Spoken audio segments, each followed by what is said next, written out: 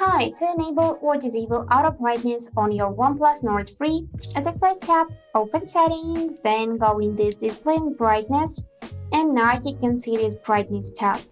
So we can change the brightness manually just by dragging the slider left or right to add brightness like that. And here we can see this option to enable auto brightness. If you want to use it, just tap on this switcher, and now the brightness of the screen will depend on your environment.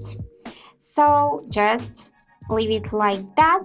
And also you can reach this feature easily if you just swipe down from the upper right corner, and here you'll see this brightness section. You can just tap on this sun icon.